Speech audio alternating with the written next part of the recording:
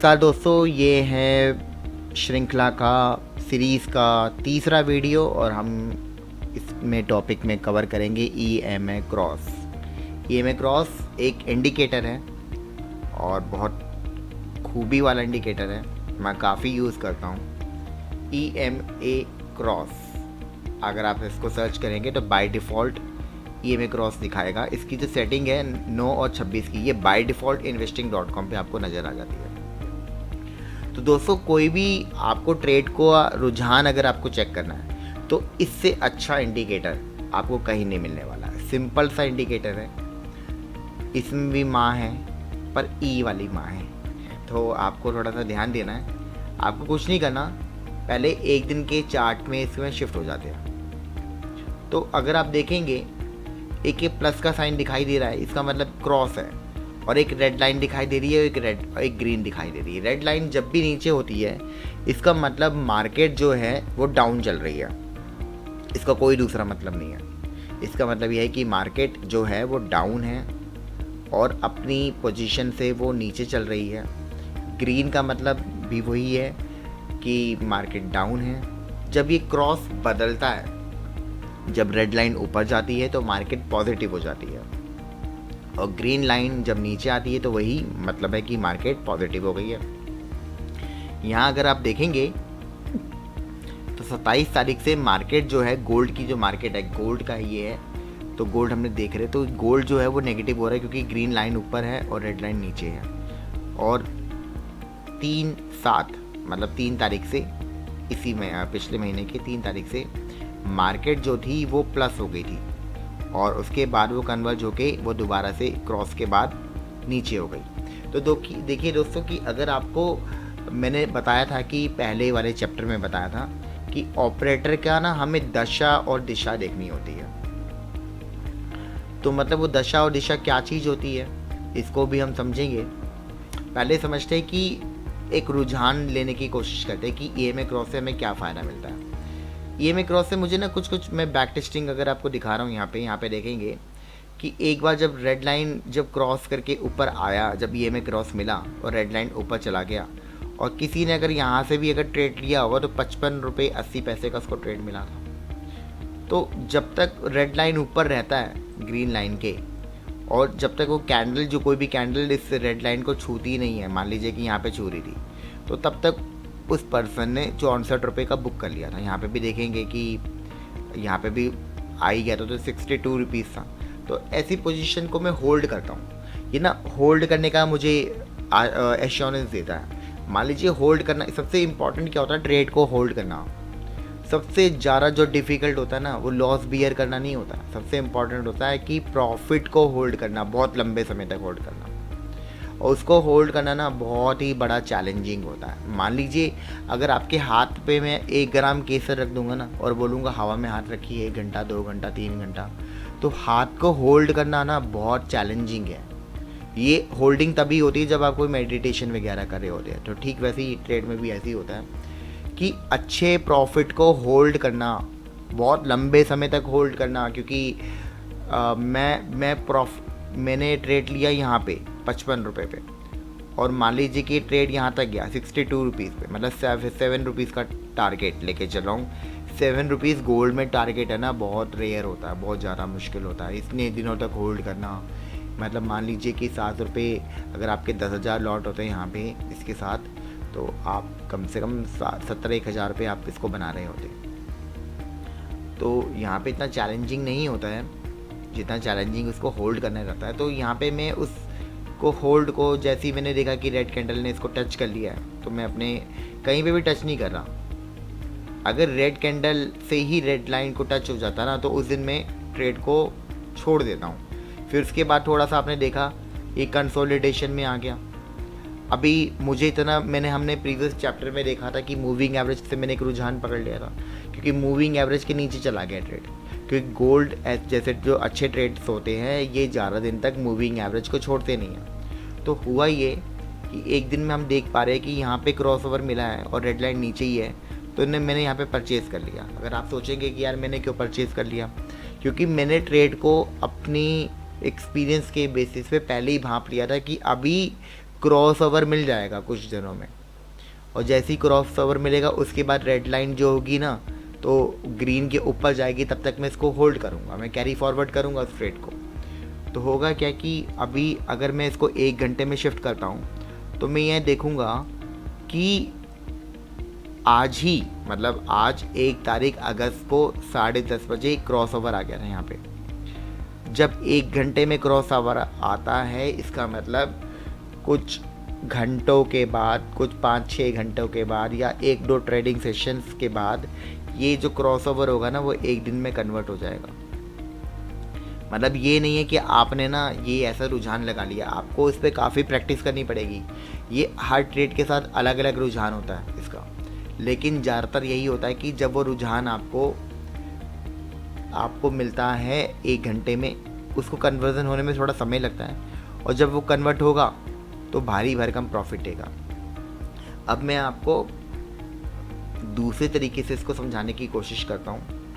मान लीजिए कि मुझे कोई भी ट्रेड करना पड़ता है, जैसे फॉर एग्जांपल हम कभी ऑप्शन ट्रेडिंग जब करेंगे तो ईएमए क्रॉस का एक बहुत बड़ा इम्पॉर्टेंट रोल होता है, और ईएमए क्रॉस बहुत ही इम्पॉर्टेंट चीज़ है। ये सारी चीज़ें बता देता है। ईएमए क्रॉस के बाद मैं वॉल्यूम भी के बारे में डिस्कशन करूँगा। तो अभी देखते हैं कि इसमें कैसे काम करता है। मान लीजिए कि क्या होता है ये, मान लीजिए देख लेते हैं। मैंने निफ्टी 50 का चार्ट खोला है और मैं 1 दिन का चार्ट देख रहा हूँ। तो 1 दिन के चार्ट में मुझे दिख रहा है कि जो निफ्टी 50 जो है ना वो ऊपर ही ऊपर बना हुआ है, और ये काफ़ी टाइम से ऊपर बना हुआ है, इसने कोई क्रॉस ओवर नहीं दिया है। इसका मतलब निफ्टी तेजी खेल रहा है, निफ्टी मंदी नहीं खेल रहा। 1 दिन में अगर देखा जाए तो कोई मंदी नहीं खेल रहा वो। तो निफ्टी की पोजीशन यहाँ पे तेजी में, यानी कि जो निफ्टी का जो ट्रेंड है वो अपवर्ड है, ऊपर की ओर है वो। अच्छी बात है। तो अब मैं देखता हूँ 1 घंटे में, देखते हैं कि क्या हो रहा है निफ्टी में। निफ्टी रेड लाइन के ऊपर बना हुआ है, आप देख रहे हैं। तो निफ्टी ऊपर ही खेल रहे हैं। अगर ट्रेंड यानी कि 1 दिन और मोमेंटम यानी कि 1 घंटा, आप इसको लिख लीजिए।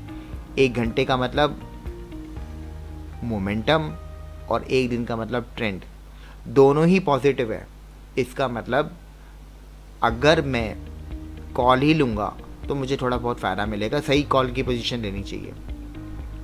तो मुझे पॉजिटिव ही रहना है, मुझे भूल कर भी पुट नहीं लेना है। अगर मैं पुट को ख़रीदूँगा तो निफ्टी मेरी पोजीशन को गायब कर देगा। आप ये देखेंगे ना तो आज की डेट में 9:30 बजे से लेके कोई भी पुट लेके नहीं बैठेगा यहाँ पे। हो सकता है कि यहाँ पे क्या था, मोमेंटम आप देखेंगे ना 19 तारीख से जो मोमेंटम था निफ्टी में वो डाउन का था। 1 घंटे का चार्ट अगर आप देख पा रही है, 19/7 से मोमेंटम बना हुआ था, और ये मोमेंटम जो शिफ्ट हुआ ये 26 तारीख को बदल गया 1 घंटे के चार्ट में, और 26 तारीख से जो निफ्टी था वो पॉजिटिव हो गया। यहाँ पे जो ट्रेंड था वो नेगेटिव था। तो यहाँ पर कोई भी अगर ट्रेंड अगर नेगेटिव होता है और उस दौरान अगर आप कोई कॉल ख़रीद लेते हैं तो वो सब किराए पे पानी फेर देगा।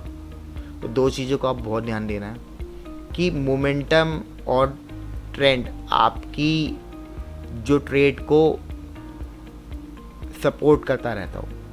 तो चलिए इसको तो हम बाद में बात करेंगे, मैं बस आपको एक एग्जांपल के तौर पे समझा रहा था। बात करेंगे किसी और ट्रेड के बारे में, ज़रूर बात करेंगे।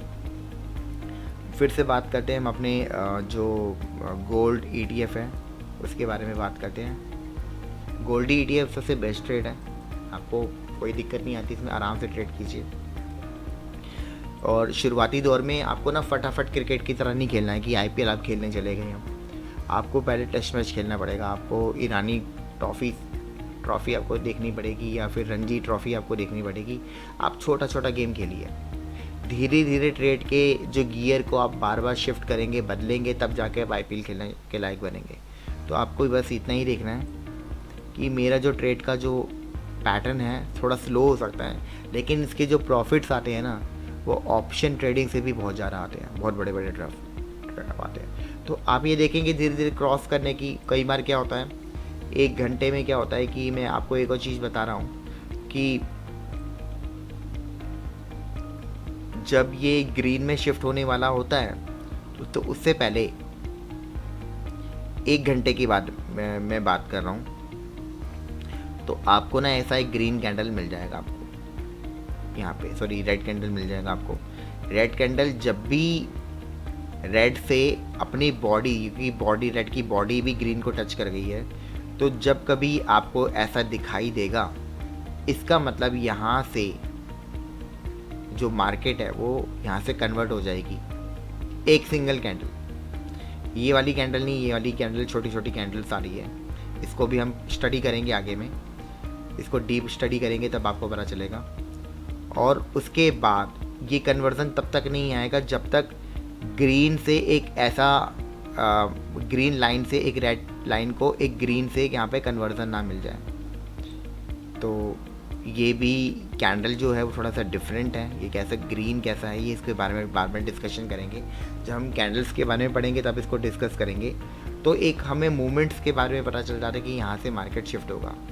तो हमने क्या किया, मतलब हमारे पास ये लॉजिक था कि यहाँ से मार्केट कन्वर्ट होगा, इसीलिए हमने ट्रेड को, मतलब कहे तो ऑपरेटर से पहले इसको पकड़ के बैठे हुए हैं।